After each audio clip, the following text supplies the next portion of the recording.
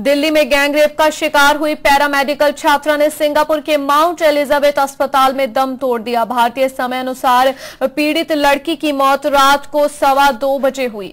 छात्रा का पार्थिव शरीर आज भारत लाया जाएगा। पीड़िता के परिजनों ने पार्थिव शरीर को स्वदेश ले जाने की इच्छा जताई है। फिलहाल शव को अस्पताल की मॉर्चरी में रखा गया है और विदेशी होने के कारण औपचारिकताएं पूरी की जा रही हैं। छात्रा का पार्थिव शरीर भारतीय समय अनुसार दोपहर 12 बजे भारत के लिए रवाना होगा और शाम तक नई दिल्ली पहुंचेगा। इस बीच विरोध प्रदर्शन और शांति व्यवस्था बिगड़ने की आशंका को देखते हुए देश भर में सुरक्षा व्यवस्था बेहद कड़ी कर दी गई।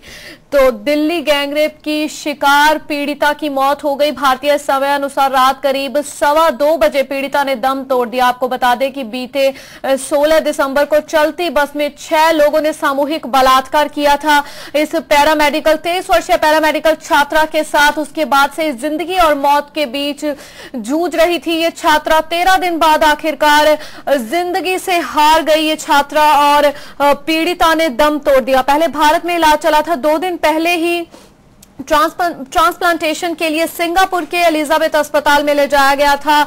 2 दिन में हालत में कोई भी सुधार नहीं हुआ था, जिसके चलते हालत ज्यादा बिगड़ गई और बीती रात 2:15 बजे के करीब पीड़िता ने अंतिम सांस ली।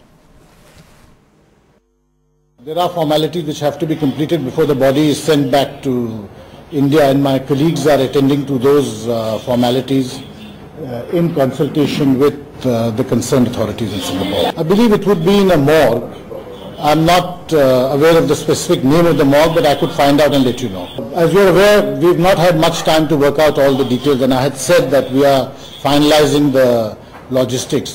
There's also a time difference because we are ahead of India time and there is a flying time involved. But I can tell you that the family members are yet to decide on what they are going to do in terms of the next steps. You must understand that they have suffered a great trauma. It's been a very trying and difficult time for them. And since we do have the advantage of a few hours, we are letting them make up their minds without any urgency being added to it. Well, I would request you to ponder over the statement which our Prime Minister has given on this occasion. And as I said, it's a very moving and solemn statement, and certainly all of us entirely share the sentiments it expresses. And the family too feels that while they have lost a daughter, but nevertheless, as the Prime Minister has said, that this is a step towards enhancing safety and security of women. Medical report के अनुसार cerebral oedema यानी कि दिमाग में गंभीर सूजन की वजह से ही छात्रा के शरीर के अन्य अंगों ने काम करना बंद किया और वो जिंदगी की जंग हार गई। मंगलवार को भारत में इलाज के दौरान ही सेरेब्रल एडिमा की वजह से कार्डियक अरेस्ट की स्थिति बनी थी और शरीर में संक्रमण बढ़ने लगा था। आखिरकार यही स्थिति छात्रा के लिए घातक साबित हुई और उसने दम तोड़ दिया। सिंगापुर पहुंचने पर किए गए सीटी स्कैन से पता चला कि 3 मिनट के लिए उसके दिमाग तक खून का प्रवाह पूरी तरह से बंद हो गया था और इसी वजह से सफदरजंग अस्पताल के चिकित्सक उस दौरान ब्लड प्रेशर या पल्स को खोजने में नाकाम रहे थे। इसके बाद ही ब्रेन एडिमा की स्थिति विकसित हुई। इस स्थिति में मस्तिष्क में मौजूद द्रव्य का स्तर बढ़ने लगता है और खोपड़ी में दबाव बढ़ जाता है। इसी स्थिति ने पीड़िता की जान ली। तो ये वजह थी कि पीड़िता की मौत हो गई। आखिर में जो सारे शरीर में सिस्टम उन्होंने काम करना एक तरह से पूरी तरह से बंद कर दिया था।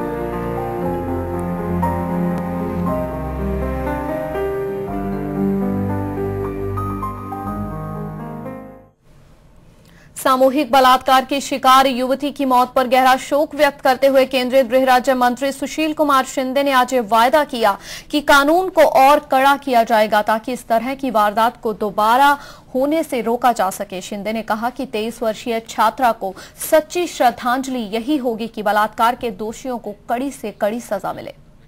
नहीं, मैंने कल भी भेज दिया था। यदि सिंगापुर में और भी जरूरत पड़ेगी तो हम इंग्लैंड या अमेरिका भी भेजने के लिए तैयार है। इस प्रकार की घोषणा मैंने कल भी दिल्ली में कर दी। हम जरूर उनको इंसाफ देने का प्रयास करेंगे। मुझे ये सबसे बड़ा दुख ये है कि उसके जो पिताजी हैं वो लोडर है शांता एयरपोर्ट पे काम करने वाले, एक गरीब फैमिली की लड़की है। तो इस देश में गरीबों के लिए भी इस तरह का बर्ताव नहीं होना चाहिए, ये भी हम देख रहे हैं। नहीं, अभी तो कानून के सबसे बड़े देश के न्यायाधीश के सामने ये रखा है, वो जो रिकमेंडेशन आएंगे वो हम स्वीकार करेंगे। हम देश को यही अपील करेंगे कि जितना करना है उतना किया। आप लोगों ने भी देश में संवेदना व्यक्त की, युवकों ने की, जवानों ने की, बूढ़े ने की, सीनियर सिटीजन्स ने की। हम आपके साथ देश के संवेदनशील जो हमारी ये सब जिस प्रकार की भावना व्यक्त की उनके साथ सरकार है, हम भी आपके साथ है। और आप जो भावना चाहते हैं कि कड़ी से कड़ी सजा हो जाए और इस देश में इस तरह के बलात्कार न हो जाए, ये पूरा हम तजवीज कर देंगे। दिल्ली की मुख्यमंत्री शीला दीक्षित ने भी पीड़िता के निधन पर गहरा शोक व्यक्त किया है। अपनी संवेदना व्यक्त करते हुए मुख्यमंत्री ने कहा कि ये भाषण देने का समय नहीं है, इस समय पीड़िता के परिजनों को इस दुख को सहन करने की शक्ति मिले। वहीं केंद्रीय मंत्री कृष्णा तीरथ ने दुख जताते हुए कहा कि अब वक्त है जब सरकार उन दरिंदों को कड़ी सजा दिलवा पाने में कामयाब हो जिन्होंने इस घटना को अंजाम दिया है। उन्होंने कहा कि पूरी कोशिश के बाद आज हम हार गए। And terribly sad news. She fought very courageously and in the process shook our conscience.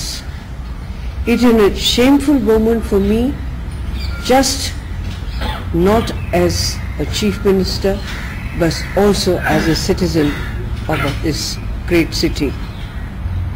Our hearts are burdened with grief and shame, and this is not a moment for speeches or words, but for deep reflection amongst ourselves, within ourselves. May the young girl's soul rest in peace and give her bereaved family the courage to bear this terrible loss, and also all of us the courage to not only bear this loss but also to reflect on what we should do in future so that no such incident ever takes place anywhere, most of all in Delhi.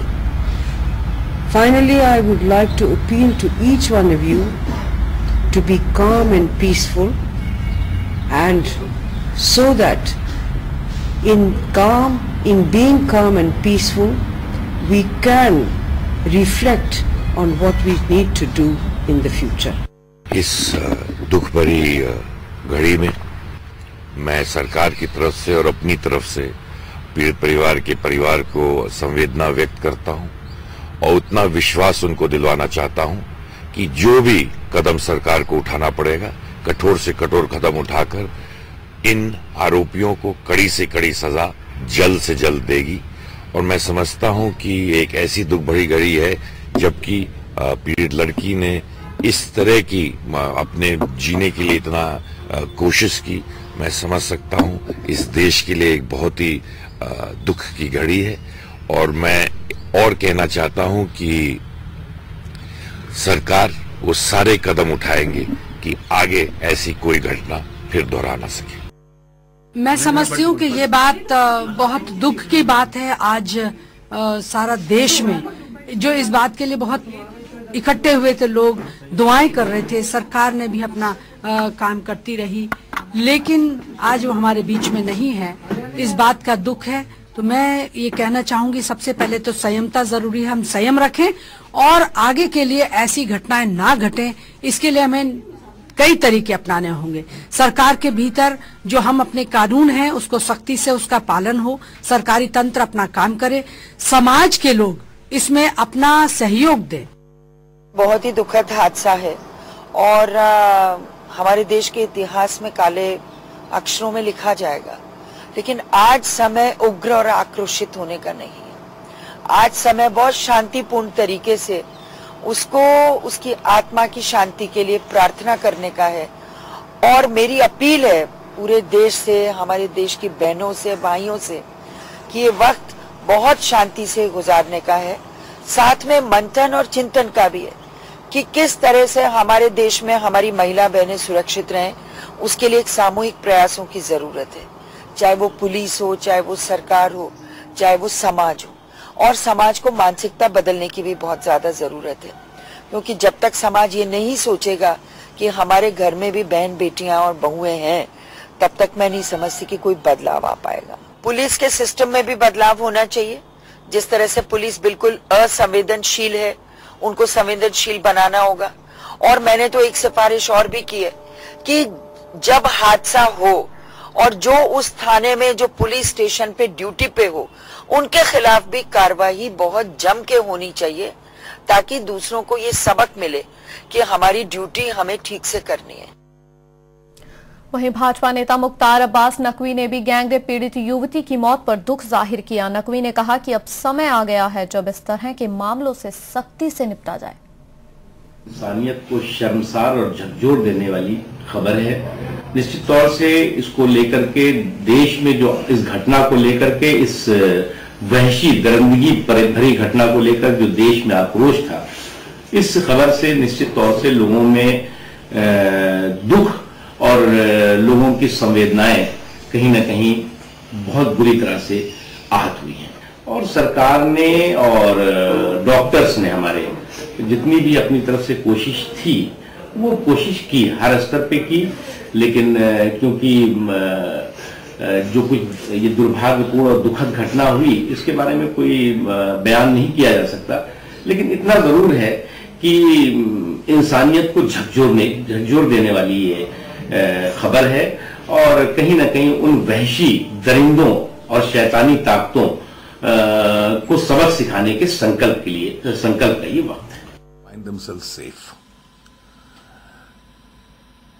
This is one offense which has shaken the conscience of the Indian society, and I'm sure while our heart goes out to the victim and her family, we deeply mourn her death, that it is also a time for the Indian society now to seriously introspect that how do we deal with such cases in future? Should there at all be a repetition of such cases in future? I think we need to create an environment in India where no woman is treated in this manner. You need a legal regime, a quick disposal judicial process, a quick investigative process, and above all, a very alert and a conscious society that doesn't allow these incidents to pass the way they have passed. आज हर भारतीय का sir शर्म से झुक जाना चाहिए कि एक नौजवान महिला इस प्रकार से उसकी जान चली जाए कि इसने घिनौने अपराध का वो शिकार बन जाए। आज हम सब के लिए जब उसकी ये जो ट्रेजेडी हुई है, इस पे हम लोग शोक व्यक्त करते हैं, ये भी आत्मचिंतन करने का एक अवसर है कि ऐसी घटनाएं हमारे समाज में क्यों हो रही हैं, किस प्रकार का माहौल और वातावरण हमने बनाया है जिसमें किसी भी जवान महिला के साथ इस प्रकार का आचरण और व्यवहार हो सकता है। मुझे लगता है कि हम सबको आत्मचिंतन, आत्मनिरीक्षण अब करने की आवश्यकता है।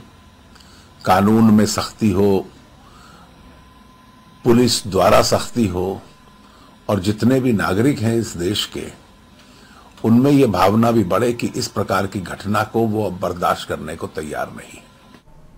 तो सभी को आत्मचिंतन करने की जरूरत है, कहा भाजपा नेता अरुण जेटली ने। वहीं योग गुरु बाबा रामदेव और आरजेडी सुप्रीमो लालू प्रसाद यादव ने भी पीड़ित युवती की मौत पर दुख जाहिर किया और जनता से शांति बनाए रखने की अपील की। गैंगरेप से पीड़ित उस बेटी की आत्म शांति के लिए प्रथम हम प्रार्थना करते हैं, उसको अपनी श्रद्धांजलि देते हैं। और आक्रोश बहुत है देश में, लेकिन हमें होश में भी रहना है, संयम और शांति के साथ काम लेना है, जिससे कि देश का वातावरण खराब ना हो।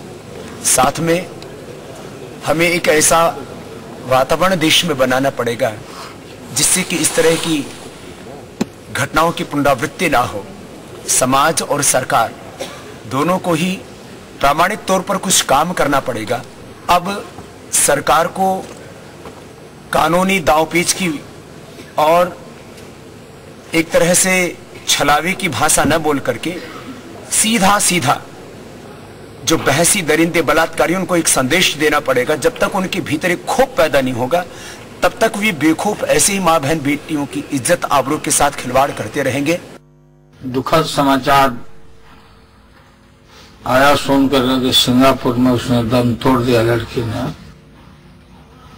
तो शर्म के मारे सारे राष्ट्र का, देश भर के लोगों का सर हम लोगों का झुक जाता है। तो आज हम सभी लोगों के सामने ये सवाल खड़ा है देश में, जो कानून बनाने वाले हम लोग हैं, बैठ के मिल के सब पार्टी को और कड़ा से कड़ा कानून के साथ साथ इसके लिए समाज में भी देशव्यापी कार्यक्रम बना के अभियान भी चलना चाहिए। इस तरह की वारदातें पर कैसे रोकथाम किया जाए। बहुत दुख है हम लोगों को। हम अपने पार्टी की तरफ से, राष्ट्रीय जनता दल की तरफ से लड़की के सोल को हम लोग विश्वास दिलाना चाहते हैं कि हम लोग जरूर कातिलों को सजा कठोर से कठोर दिलाने के लिए हम अपनी क्षमता का हम लोग इस्तेमाल करेंगे। सिंगापुर में गैंग रेप पीड़िता की मौत के बाद दिल्ली में सुरक्षा व्यवस्था बेहद कड़ी कर दी गई है। लड़की का पार्थिव शरीर सिंगापुर से 12 बजे देश के लिए रवाना होगा। शव के करीब शाम 5 से 6 बजे तक दिल्ली में पहुंचने की उम्मीद जताई जा रही है। दिल्ली पुलिस ने कई इलाकों को विरोध प्रदर्शन को देखते हुए बंद कर दिया। आप अपनी तस्वीरों में टीवी स्क्रीन पर इस वक्त 2 अलग अलग तस्वीरें देख रहे हैं। सुरक्षा कड़ी कर दी गई है। मेट्रो स्टेशन बंद कर दिए गए हैं। राजपथ और विजय चौक के साथ इंडिया गेट की तरफ आने वाले तमाम रास्तों को भी बंद कर दिया गया है। कमाल आतातुर्क मार्ग भी बंद कर दिया गया है। दिल्ली पुलिस ने लोगों से अपील की है कि इन रास्तों से ना जाएं। विरोध प्रदर्शनों को देखते हुए 10 मेट्रो स्टेशन भी अगले आदेश तक के लिए बंद कर दिए गए हैं। इनमें राजीव चौक, पटेल चौक, केंद्रीय सचिवालय, उद्योग भवन, रेस कोर्स, 12 खंबा रोड, मंडी हाउस, प्रगति मैदान, खान मार्केट आदि शामिल है। राजीव चौक और केंद्रीय सचिवालय मेट्रो स्टेशनों पर इंटरचेंज की अनुमति है। दिल्ली पुलिस ने जिन रास्तों को ब्लॉक किया है वहां सुरक्षा बलों का भारी जमावड़ा है। पुलिस को आज आशंका है कि विरोध प्रदर्शन के लिए लोग भारी संख्या में निकलेंगे। मुख्यमंत्री शीला दीक्षित के घर के बाहर भी सुरक्षा कड़ी कर दी गई है। पुलिस को आशंका है कि लोग गुस्से में मुख्यमंत्री के घर को निशाना बना सकते हैं। सोनिया गांधी और प्रधानमंत्री के आवास पर भी सुरक्षा बलों का भारी जमावड़ा है। लड़की की मौत से पूरा देश आहत है। दिल्ली पुलिस को ये आशंका है कि लोग गुस्से में आकर हिंसक विरोध प्रदर्शन कर सकते हैं।